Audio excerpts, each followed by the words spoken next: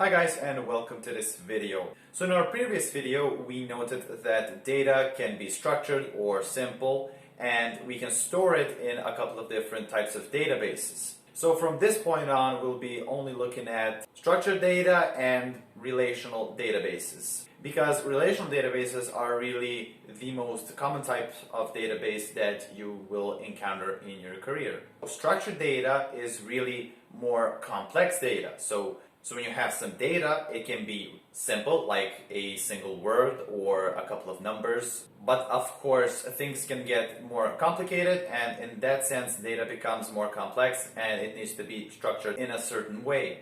So for example, structured data would be, like I mentioned in my previous videos, a list of people, a list of products, a list of products that some people bought, and so on and so on. So really complex data and structured data was giving headaches to engineers back at the time. Let's say 50 years ago, in order to save structured data, you would have to write complex programs to handle various types of scenarios.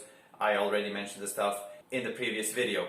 But then relational databases came into play. And really, what are relational databases? Well, they are databases that can store data that is related to each other. So you can connect data between itself. So let's say a person can purchase multiple items at your store, and a single item at your store can be purchased by many people. So that would be a simple example. So for instance, you can have in your database 5 customers and then 5 laptops of a certain type.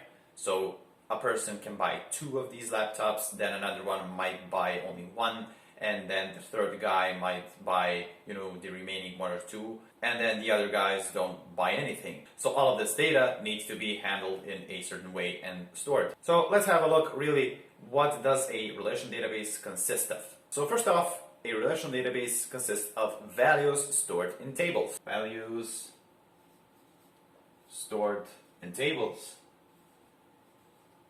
Again, these values can be anything. Another word we can use is data. So data that is stored in tables. And what is a table? Well, you can kind of relate it to a single spreadsheet in an Excel file.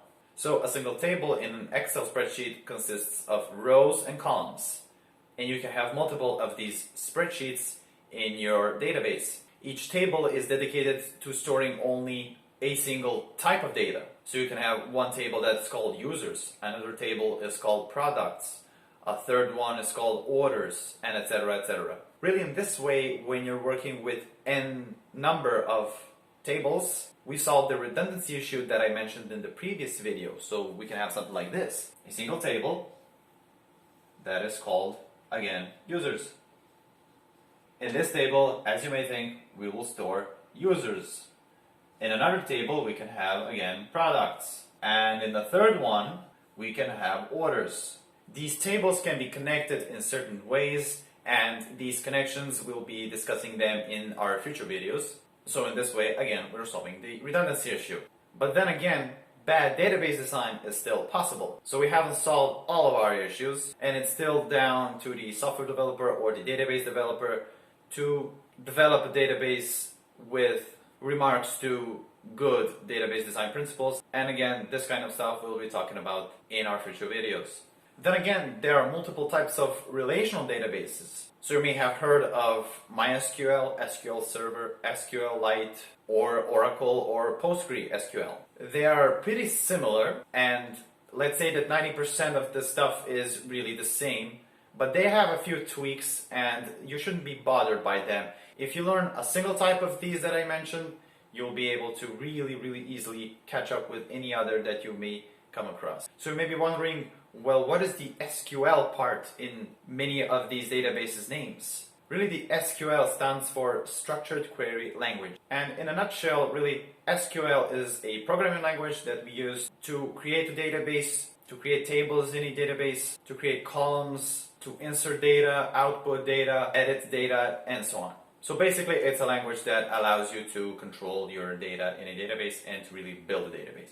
And to finish this lesson off, let's have a look at what an RDBMS stands for. Relational An RDBMS really stands for a relational database management system. You may have heard at your college or course or whatever. It's nothing really too fancy. It's just a program that runs in the background and that is able to read your SQL commands and to manage databases that you may have in your system. Because we can have multiple databases on our computer. So an RDBMS can do something like this. Let's draw out our RDBMS. And it'll be this thing, so it's an RDBMS. And in our RDBMS, we're going to be storing multiple databases. Oftentimes, we can have as many databases as we want in our system. And in our example, we have like 4 of them. 1, 2, 3, 4. So this is database 1, 3, and 4. Really, databases can be called whatever you want. So if you're building a database for your phone store, you can call it phone store. So I'll just draw a bigger one here, and we'll call it phone store. And don't forget, in each of these databases, we can have multiple tables that can be connected to each other, and in each table, we have some data. So that'll be it for this video. In the next video, we'll be having a closer look at what makes a table.